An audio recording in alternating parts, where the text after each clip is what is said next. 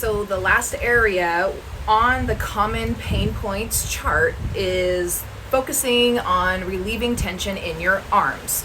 So this isn't necessarily using the foam roller anymore. This is using two different tools. These are my favorite ones. The tennis ball, if your dog misplaced your lacrosse ball that I typically use, Pixel took it. And the Nano, this is my favorite one. This goes in my bag. This is the tool that I highly recommend to all of my clients. So this is how you foam roll your arms. So first we're going to start off with our flexors and our extensors. So the tops and the bottoms of our forearms. So you can place the Nano on a table. I find that it works best at a table. So I typically do this at my dining table. So you can just roll and you can control the pressure in the forearms.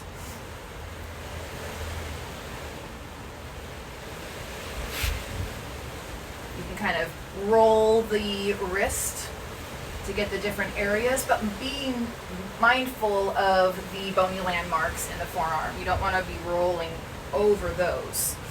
So you can use those as the barriers where you kind of pause, where you stop. You don't roll over any bony landmarks. So you can roll just above or just below the elbow and then bring it back. You can do that about 3 to 5 times. And if you find a tender spot or an area that's really causing you tension, we call these trigger points. Typically those spots in the muscle tissue have been there for a long time. And they can be very, very tender. So I found one right here. So I'm just going to keep applying that consistent pressure, trying to relax your hand, soften the shoulder down, and just kind of waiting for that tissue to unwind and soften on the foam roller. I am applying pressure, but just enough to soften that tissue, and that's a comfortable pressure for me. All right, so that's how you can roll out those knots that you can kind of get right here from typing, that sort of thing, gripping the steering wheel, gripping luggage, and then you can flip your palm face up, and then you can work the top of your forearms. And again, you can rotate the wrists to get all those spots. You can see I'm not going very fast. I'm trying to go slow so it's not aggressive, and so that the body doesn't think, ooh, something's happening, there's a threat in our forearms. So you always want to make sure that you go slow. Perfect. So 3 to 5 times back and forth on the flexors and extensors of your forearms. And then we're going to move to the triceps, so the back of the arms. Just want to make sure this doesn't roll away.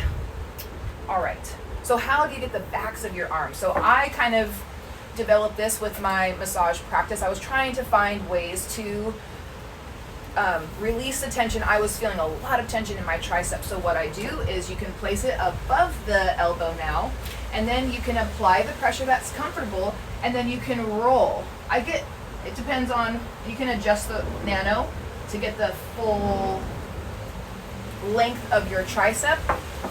And then I was getting even more creative. So I would extend the arm out, and then you can rotate the wrist. So you can kind of take it section by section. I typically do the section by section with all the areas of the body whenever I'm foam rolling, just because it's a lot easier and my muscles respond to that more gentle foam rolling technique.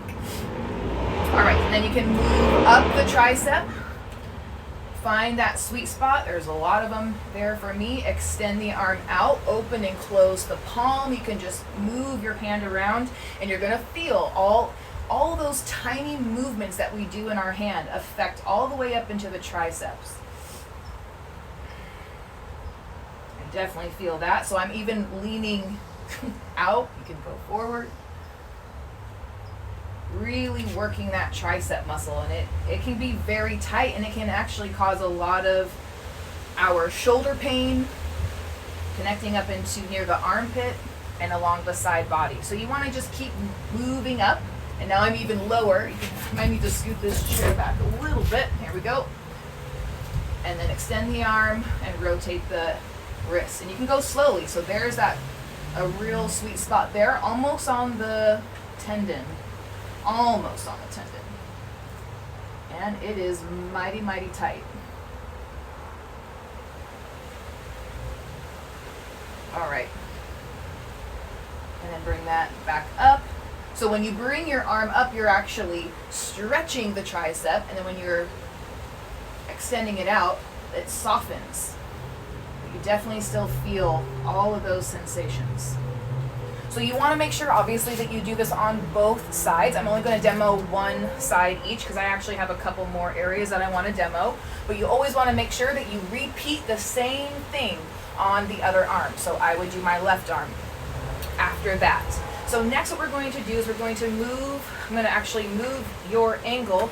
Now we're going to move tools as well. So your tennis ball or your lacrosse ball, and we're going to work the pecs.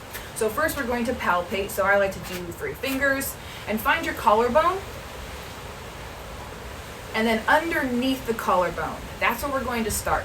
You're going to walk your hands to the center so you kind of feel this that little knob, and then come down to the bottom. We're going to roll in between the first 3 ribs. So you can kind of feel those little deviations. Those are our starting points. So we're along the sternum right there. So what I like to do is you can put your arm at your side, palm forward. It helps bring the shoulder back. And then you can start at that starting point right here, first rib. Place the ball right there, and then you can apply the pressure here. And then you're just working your way. I like to do just a little back and forth motion. Work your way from the sternum out to the shoulder. If you don't feel anything, you can certainly bring your arm behind your back. That helps. And then you can rotate the neck out. If it's not enough pressure, I typically do this up against a wall. So any surface that you have in your home, you can literally, I'll show you how I do it, how to progress this if you're not feeling it. But we're gonna start with this first.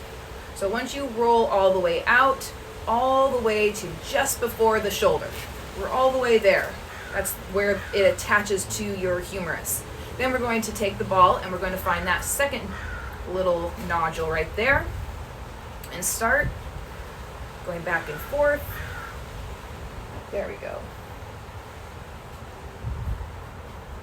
And rolling all the way out to the arm. Hi. And then we're going to go one more, starting in the 3rd deviation there, and rotate it out. Whew. Hello. Ooh. Hi. Oh. Ooh. And we're rolling it out. And then just when you do the other side, all the times, whenever you are foam rolling, you always want to compare and contrast which side is tighter, which side is giving you the most discomfort, or which one is maybe, and then I like to figure out what habit is causing that. So are you carrying your bag, your backpack, anything like that? So you always want to make sure that you do it even and work the other side. Start here, find the collarbone, the first 3 ribs underneath the collarbone, and work your way out.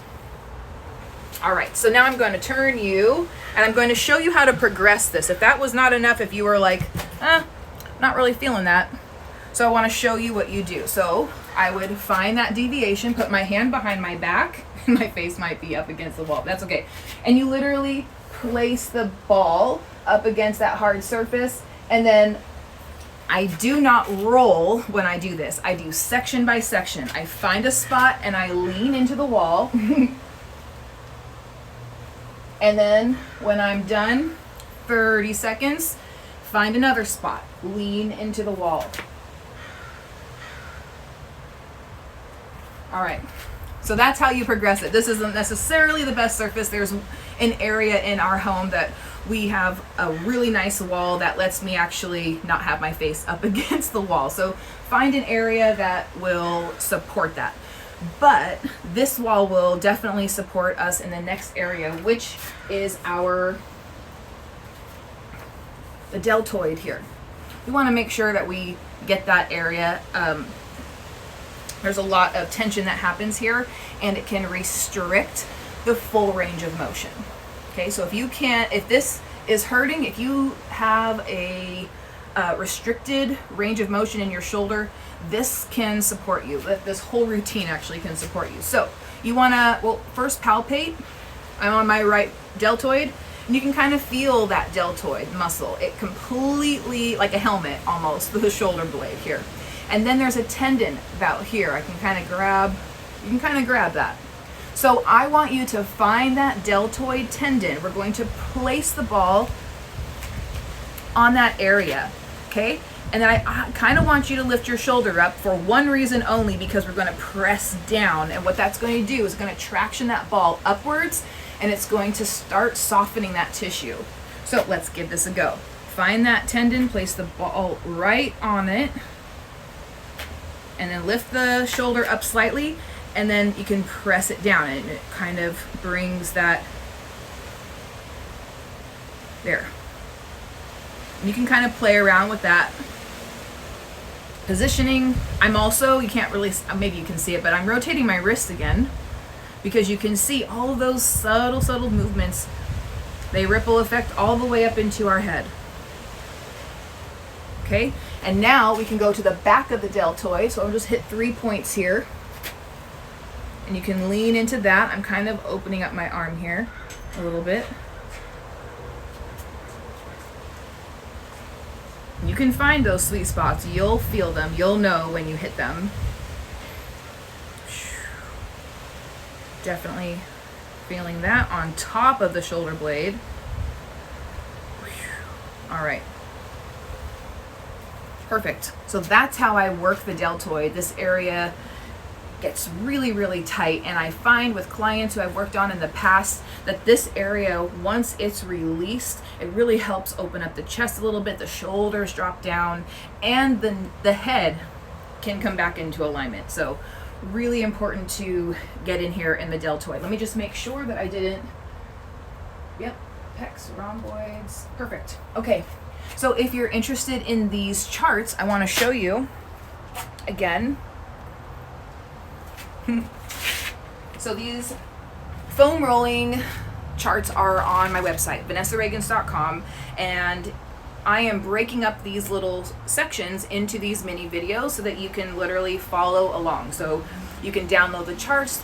They'll be handy in your Google Drive or wherever you store your files, and then you can use this as a reference to whenever your arms are hurting. You'll know the tools that you need, you'll know the areas you need to foam roll, and then I'm going to also be including these demos with all of the suggested stretches that you can do to complement the foam rolling that you've done for that particular area.